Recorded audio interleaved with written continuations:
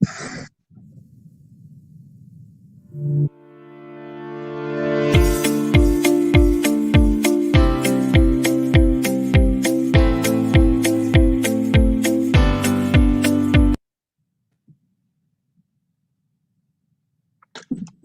my name is Gideon Oguniye. I'm the project lead of Fat Corner Project. Thank you for tuning in to another exciting edition of Fat Corner interview series called Every Voice Matters. On today's episode, we'll be discussing a very important topic, democracy and governance in Africa, the role of the youth. And to moderate today's conversation with me, I have Miss Mary Adetejo-Alabi. Hi, Mary. Hi, Gideon, my friend and colleague. I call him Dr. Gideon. Good evening, and it's so exciting to be on this edition of Every Voice Matters. Thank you so much. Okay, so let me go on to introduce our guests on the show today. We have two young Nigerian entrepreneurs and professionals that are doing very well in their choosing profession. My first guest on the program is Mr. Kester Oyibo. He's a legal practitioner with over 7 years experience in the delivery of legal services to individuals and corporate entities in the area of dispute resolution and energy transactions. He holds a bachelor's of law degree from Madonna University in Nigeria and a master's of law from the Center for Energy, Petroleum and Mineral Law and Policy from University of Dundee in the United Kingdom, with specialization in international energy law and policy. He's a member of several professional and international organizations, including the Energy Institute, Association of International Petroleum Negotiators, Society of Petroleum Engineers, and Chartered Institute of Arbitrators in the United Kingdom.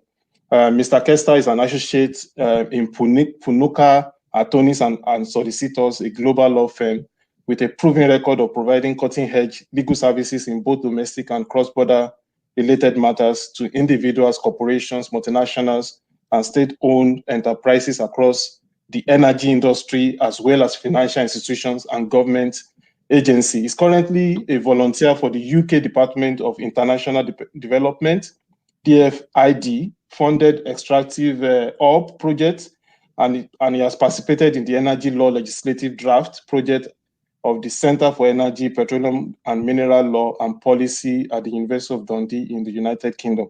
He's also a fellow of the United States Young African Leadership Initiative, West Africa, and he continues to make valid contributions to social justice and energy policy discourses in Nigeria and Africa at large. Welcome to the program, Mr. Kester.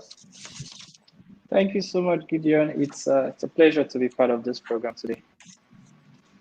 Thank you very much. We are delighted to have you. We also have on the program today as our second guest, Mr. Babu Yadi, who is a business advisory consultant with focus on process and strategy for business growth. He's a business analyst with focus on business intelligence, process development, strategy design, innovation, management, organizational analysis, monitoring and evaluation, policy and CSR program development for organizations.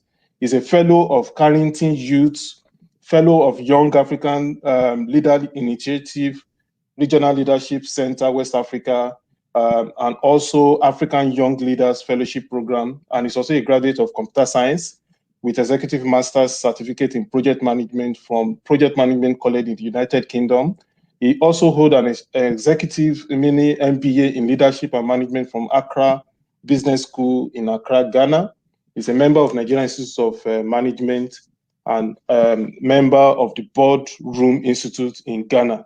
He's skilled in data analysis, M&E design, policy plan, policy advocacy, and program design for social interventions. Thank you very much, Mr. Baboye. We are delighted to have you on the program. Thank you, Dr. Gideon. It's my pleasure to be here. Okay, so let's get into the conversation proper. So like I mentioned, our topic for today is democracy and governance in Africa, the role of the youth. And what we want to try to discuss today is to look at the role of young people in Africa the importance of their empowerment, their participation, their well-being in the development of democracy and good governance in Africa. And I think the best way to start this conversation is to look at the existing initiatives and programs that are there to empower young people in Africa so that they can become actor of a better continent, of a better Africa. So I want us to start with you, Mr. Kester. I want us to start with an initiative of the African Union, the African Youth Charter. So I want us to give us an explanation of what this initiative is all about, how did it come into existence, what do the charter do for young people in Africa, and how and what has been the impact of African Youth Charter? Well, thank you, Gideon. The African Youth Charter is a continental level of legal instrument that has been enforced to bring about youth participation in not just governance issues, but also youth development generally. It's a charter that has come to principally highlight the role of young persons in the continent. With the continent as Africa, with huge resources, you cannot but highlight that young people will play a critical role towards its development in the near future. So the charter, which was agreed by the heads of state at the Gambia in 2006, I remember, came into force after being ratified by the minimum number of countries in 2009, and has since then continued to play a significant role for youth empowerment, youth development, and youth participation in governance across different sectors in the continent. It has about 30 charters, articles contained in the charter. Principally 28 of those articles speak directly to different rights, duties, and responsibilities of both states and the young persons in the continent, that generally focus on doing principal things that include institutionalizing frameworks to promote youth development, building youth capacity, and also education, as well as also, putting down a framework for national states to develop national policies for youth development. So it's more like a continental framework that different states in the continent would look at and draw initiatives from to develop their own national youth policies, and also protect the rights and promote duties and responsibilities for the young persons in the continent. Amongst one of the things we see as the impact of the African Youth Charter is that in 2018, we had what we called for the first time an African Youth Envoy. And that office, the Office of the African Youth Envoy, played a significant role from 2018, as we now have it, to give the young persons a voice in the things and issues that matter in the continent. So imagine where issues of policies are discussed across the continent, and young persons that these policies largely affect don't have a representative in the discussions that bring about this policy initiative. So the introduction of the Youth Envoy is one of the impacts that we have seen that followed the recognition and enforcement of the African Youth Charter. Also, we have seen in different states, particularly in Nigeria, where I come from, that national youth policies have become a common norm now in different states in Africa, and this has also led to different other initiatives like the Not Too Young to Run and other youth development programs, both in the social sector and the economic sector as well. So by and large, it's an initiative that has come to give a legal framework to youth development and participation in governance in Africa. Okay, yeah. Thank you so much, Mr. Kester, for that very brilliant response. I also have a question for Professor Bob, as I like to call him. Since we are discussing the issue of building a democracy that works in Africa and the role of the youths, before I go on with the question, I would like to quickly say to our viewers that this is still the program Every Voice Matters, where your voice matters. You can find us on our social media platforms. You can find us on YouTube Live, Fact Corner. Once you search Fact Corner, you get our videos. You can also get us on Facebook at Fact Corner, and you can also send us an email to our address, at info@factcorner.org. So you can send us your comments, your feedbacks, and if you also want to be a guest on the show, it's free. So you can also send us a message on info@factcorner.org. So that being said, I would also like to ask Mr. Bob. We talk about African youths as being very passionate, very innovative, very energetic and driven.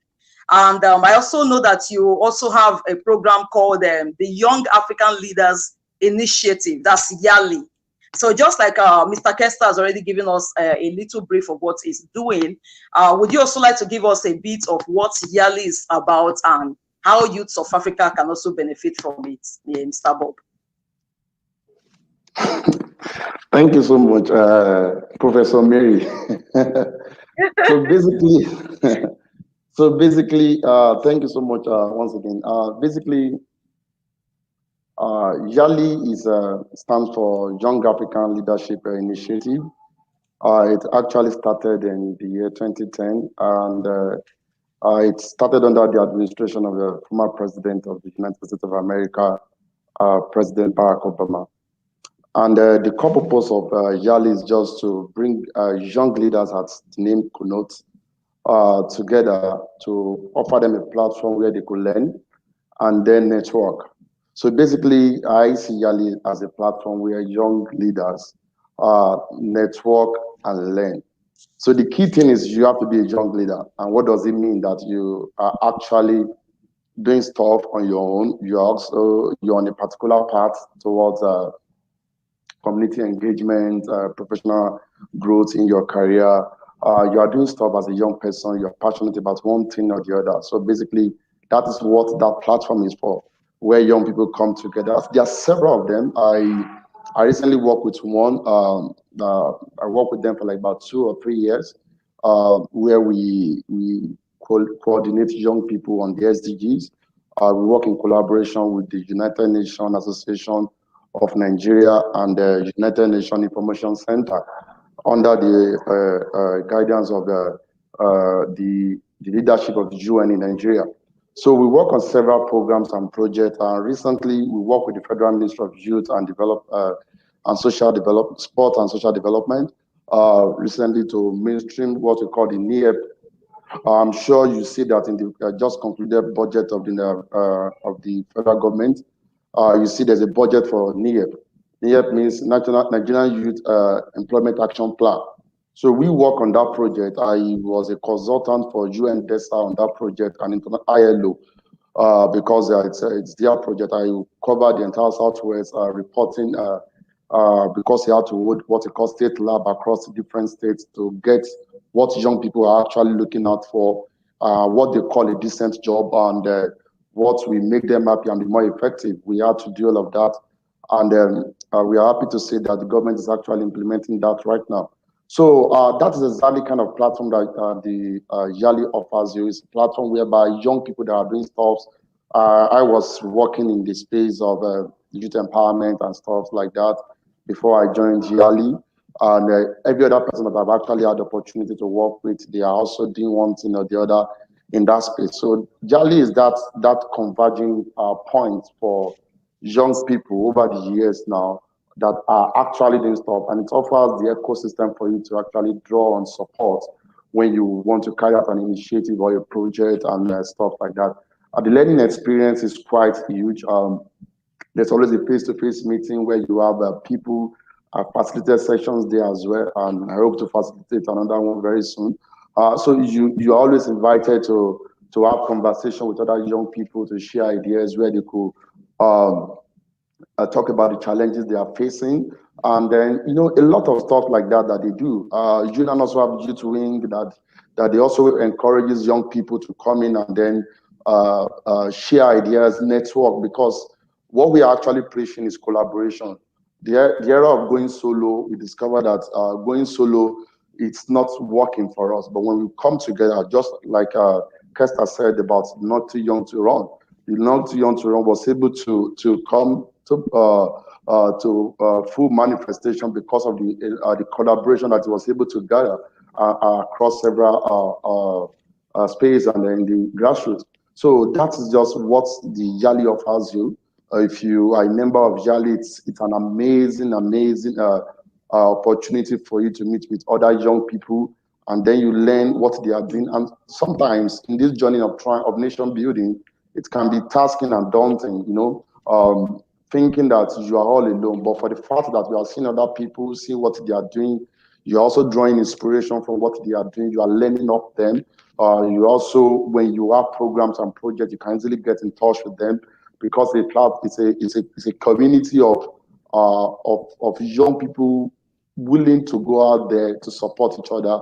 And to join that platform is I would say it's easy.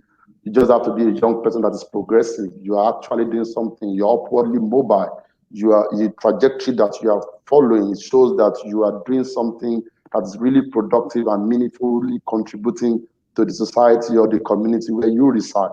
So that is what they welcome. That is what we look out for. That's why they say it's young leaders. So it's young people that are actually causing change at the grassroots, coming together, and they have a platform that's oftentimes they also have fellowship like the Mandela Washington Fellowship, where you go to the US for 6 weeks. You also have the opportunity to apply for other US alumni exchange program like the Carrington Youth Fellowship, which I am also a fellow of.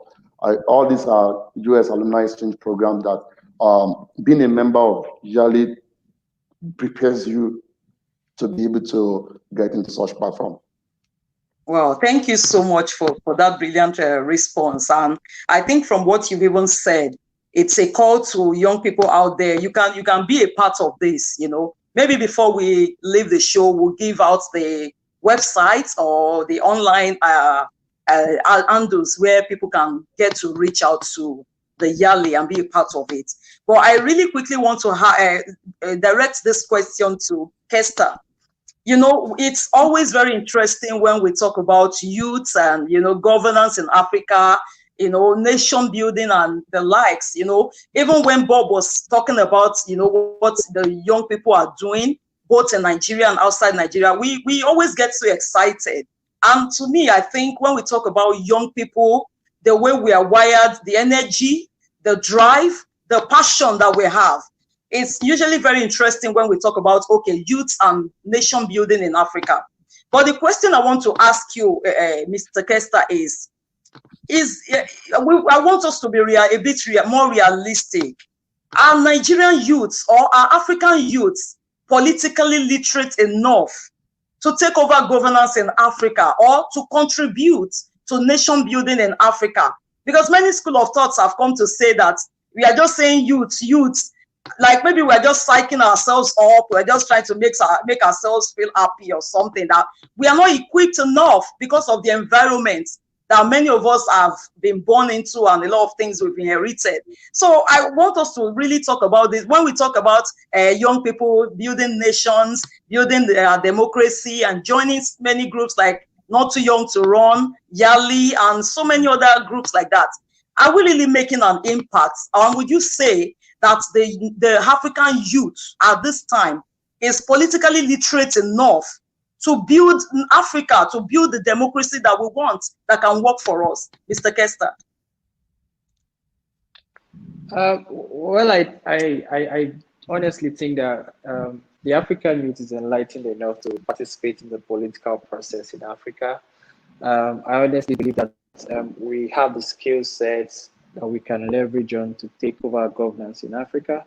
I also believe that we have the resources that are required rather to participate in governance. But what I believe that the African youths, particularly the Nigerian youths, should focus on more now would be about the how. So it's not so much about what we need to do.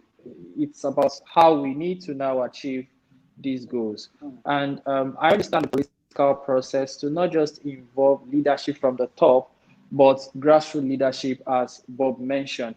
And for organizations like the United States Foreign Affairs that sponsors the YALI program, for instance, they focus on 3 core areas, which include civic engagement, and entrepreneurship, and policies. And these are 3 key areas that if the African youth is focused on, leadership at the top will become achievable in no long time. And what this entails is that we must now recalibrate our understanding of systems. We must now begin to restructure our understanding of the political system in itself. And if you look at political systems across the globe, we realize that the most effective leadership systems are grassroots leaderships. So, for example, in the United Kingdom, you have the local councils. In the United States, you have the city mayors and all that. In Russia, you also have the local government at that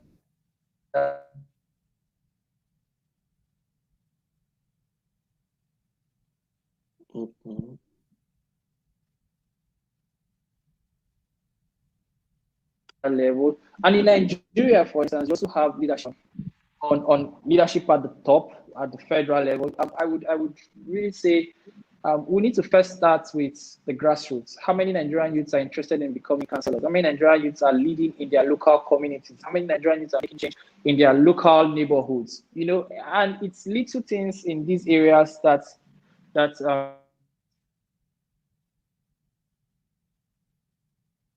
Okay, I think there is a problem with Kester network there. Well, as to whether we're enlightened enough, I think we are. Whether we're equipped enough in terms of skill set, we are. We just need to now reorganize ourselves and mobilize differently. Okay, thank you very much, Kester.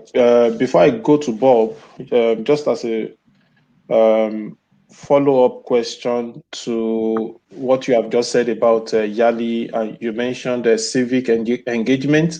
But what I noticed is that civic education itself has been removed from the curriculum in Nigeria, for instance.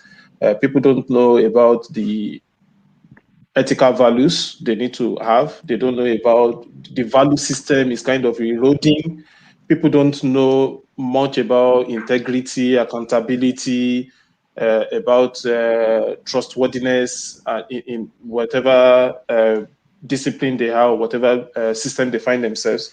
So I see that there's no civic education again. So do you think that that is a problem for us as a continent? That we are not training young people on civic education, on the importance of ethics, on the importance of good value system, on the importance of accountability, integrity, and so on and so forth. Well, Gideon, I agree that the sad reality is that our ethics and value system in this part of the world is below par, and while we can attribute that to want of education in this aspect, I also believe that it goes beyond education. So yes, we need to do more to educate our young people to understand the importance of ethics and values. We need to educate our young people on the need to have integrity in whatever career path they follow, whatever profession they follow. And as individuals, integrity and ethics is key. We must become impeccable with our words. We must become, distinct in our approach to achieving certain goals. But the society we live in needs to also promote these things in itself. And so if you find yourself in a society where you know about ethics and values, but the society doesn't reward diligence, doesn't reward hard work, doesn't reward innovation, the chances are, despite your knowledge and education on ethics and values, you will cut corners. And I remember I had a professor once, a professor of oceanography, and I said to him, I never knew what oceanography was until I met him. And I never knew a person could build a career in that part. And it dawned on me that whereas as a young child, I grew up in a society where I see big compounds fenced around, and you wonder who lives in there, and you see them like because you don't even know how this comes about. It's hard to build a process around that. And the people that you model your life after are what we now come to terms with are internet fraudsters, political thieves, and all that. So you can't really build an ethical system in that kind of society. So a society must first and foremost begin to build a reward system for diligence, for hard work. We must also begin to create systems that more or less, as you reward diligence and hard work, you also punish ethical breaches. so that everybody sees that there's a consequence for it. And importantly, we must come back to our family and local community systems. So we see that in some systems in Africa, you hear that this man is a thief. He stole government money. He stole money for community projects. And what you hear in some quarters are, oh yes, he's a thief, but he's our thief, so don't punish him. So nepotism becomes an issue in our system. So our local communities and families must now begin to teach these things beyond what you learn in the classrooms now. So our societies must view around rewarding good work, hard work, diligence, and also punish breaches as well, in a manner that when you grow up as a young person, you know that there's a consequence for good behavior and bad behavior. Thank you very much. Thank you very much. My take home from what you've just said is that we, as society, must be society that punish bad behaviors and reward good behaviors. And that is what has not been in place in our continent. And that is what is affecting the value system of the young people. I just hope that we'll get it right. Let me come to you, Mr. Bob. There are a lot of issues facing young people.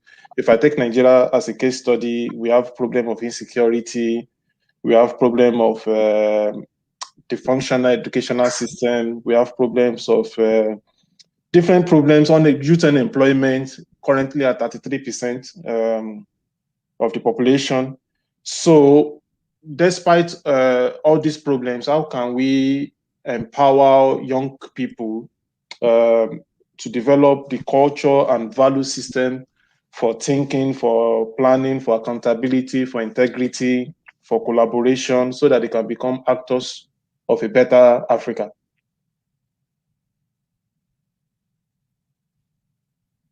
To you, Mr. Bob, you are muted. Thank you. Yes. Yeah. Can you hear me now? Yes. Yeah.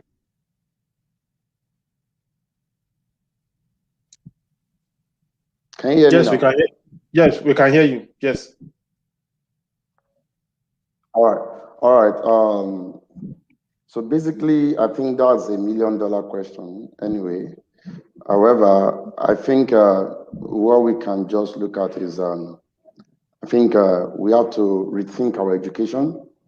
I think that is one area that we have to look at. You made mention of the curriculum the other time. So, and I think that the curriculum as we have it now is not speaking to our reality. I think the curriculum needs to change such that it can prepare today's youth for today's problem. Having a curriculum that actually that was designed maybe 30, 40, 50 years ago, I'm not in any way saying it is bad. But I just feel that it would be better, to be more efficient if we have a curriculum that is actually speaking to our present need, to better position our young people to engage with the reality on ground. Because when you go out there, what you see is frustration. Young people have this idea of what it should be, and there's this reality of what it is. So they are caught in between. That's what I have observed. Another thing that I think we should really look at is the issue of engagement. Thankfully, like as it was explained by Kester, talking about Africa Charter, there are a lot of other charter, a lot of other stuff like that. Basically, engagement has to increase. You know, young people have to be engaged. If you don't engage them and you disengage them in the entire structure of how things work, it's not magic. You're not just going to overnight come and understand your stuff and begin to run it efficiently. There's a total disconnect from, we are not having a lot of mentorship. Even young people, older ones are doing very well. They don't have, many of them have a mentorship program where they are bringing other young people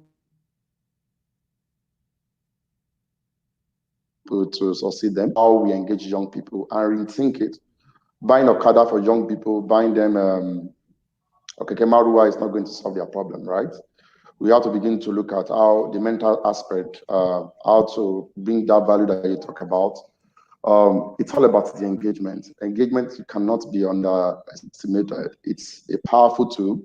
The more you engage people, the better they become, because they express themselves, tell you what they feel the challenges are, and you can help them navigate through those challenges. The third thing I think we should now begin to look at is what I call investment. We must stop paying lip service to youth development in Africa and begin to pay serious attention by putting our money where our mouth is. I think the amount of investment that is going into youth development in this part is not enough. I think government across all levels, even organizations and individuals, should begin to look at how do we take, because when you see the young people, they're like the future of a country, right? If we are really concerned about our future, then we take it more seriously. Just like an average person will buy real estate, buy stock, just to secure their future. They put most money into things that give them more value in the future. But that's not what we have. We actually, I think what we have, especially in this part, we are having more debts ahead for the young people to deal with. And that's a major issue that we have to really look at. Investment into young people, programs, engagements. Young people are going into entrepreneurship. How can they easily access funds? What are we doing? It's not enough to just do 100 people. We are in a situation whereby we have our population we have over 60% of young people. In Nigeria, over 60% of our population are young people, and it's projected to even be more in the coming years. So that means the youth budget it's a serious concern. Instead that we turn into a positive by doing the right things, or it come around and bite us back if we don't, because definitely that's just the way it's going to work out. There's no middle ground between these two things. So I think lastly, we have to trust young people. I think we need to trust them. We need to trust them by giving them an opportunity to express themselves. If you want young people, if you have to keep them, if giving them the education, the engagement, and investment, the next thing is to trust them. I used to pose a question anytime I go into any government office, that many of them have kids, some of them have kids at home that are not working. As a father, can you resign for your son to take up your job? Many of them, when you confront the old ones with these questions, not too many of them are willing to say, that means they have not done a very good job in raising their kids. I think if you have graduates and you have a job and say, you should be able to say, okay, now I've raised kids that can actually succeed me. So I think we should now begin to trust our young people that we've called them several names. They are aggressive. They're not, but we need to trust them, because I've seen that when they are given the opportunity and the trust, they thrive. And the examples abound. So those are the things I think we can do. And if we do all of those things, I think maybe it can set us on the right path towards announcing and getting the best. Thank you so much, Bob. I'm so sorry. I just had to cut you in, and I think that the message has been sent. Actually, we've actually run out of time, but there is just this quick, question that I would want you and Kester to touch on just very briefly before we round off. Like you and Bob and Kester have actually said today, the youths are equipped. We have the skills, the talent to actually make a difference in our world today. And like you said, many have tagged this generation as being lazy, being aggressive and all that. Now, there is something, this question is a bit emotional for me. And why I said that is, if we recall the last EndSARS protest that happened in Lagos, where young people came out and protested, demanded accountability from the government to ensure that things begin to work. And a lot of things happened, like the Lekki shooting and a lot of things that went wrong then. There's this particular lady that I can't forget. They brought her case up recently. During the protest, I think she was hit by a policeman or something on her leg. And right now, they are coming out to tell the public that the leg has been diseased. I think the leg has been decaying or something, and they need to fly her out for treatment, or else they will cut her leg off. Now, for a second, I just put myself in the position of her parents.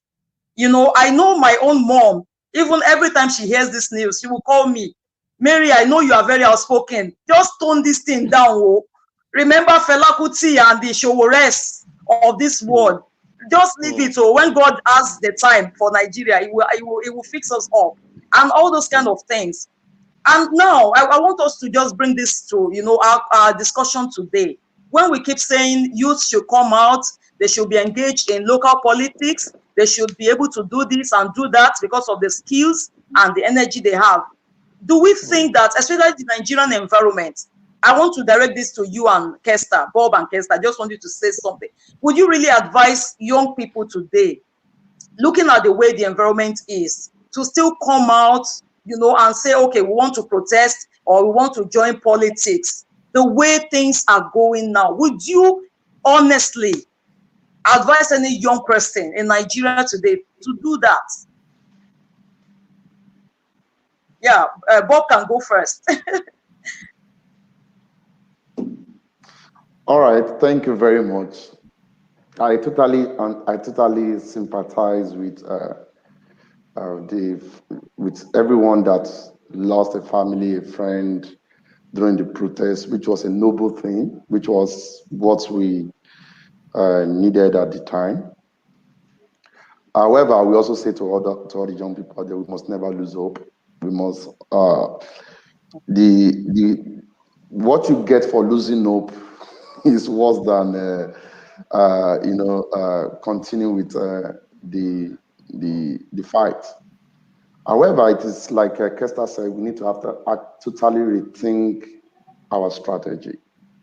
You know, you can't, if you are fighting a system that has established itself over the years and they've developed a structure around it, you know, definitely you're not going to do that without any form of resistance. You are going to, and then you must also not forget that some of the people at the aim of affairs in Nigeria, which we call the elites, they also were schooled. Some of them went to some of the best universities across the globe, and they will have people who are vast and intelligent working with them. So for every step you are making, you also have to understand that it's a game, just like a game theory. It's not like whatever you are doing it in isolation.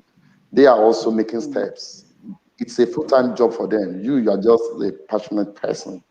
So the amount of energy and strategy they put into it cannot be compared to what you. So if we indeed want to make, so I would never advise anybody to go ahead on and confront any police person to protest for now. I would say the best form is to sit down and then look for alternatives, means to actually get our message out there. We have a lot of tools now. The social media is there. There are a lot of platforms that we can use rather.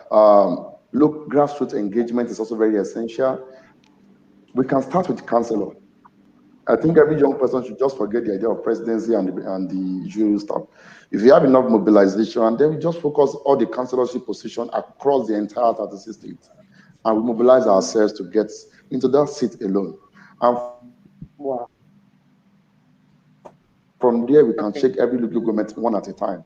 You see, the journey to change is not something that is instantaneous. It's an incremental thing. It's something that takes place over time. So I believe young people should just build capacity, develop themselves, become a professional at whatever you do.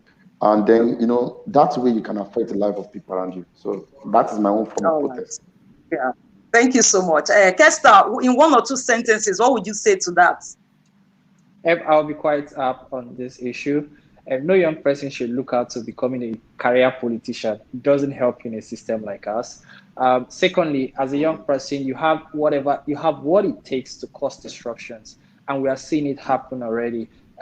Disruptions we've seen in technology is there, disruptions we've seen in entrepreneurship is there, and we can also have some disruptions in the political system.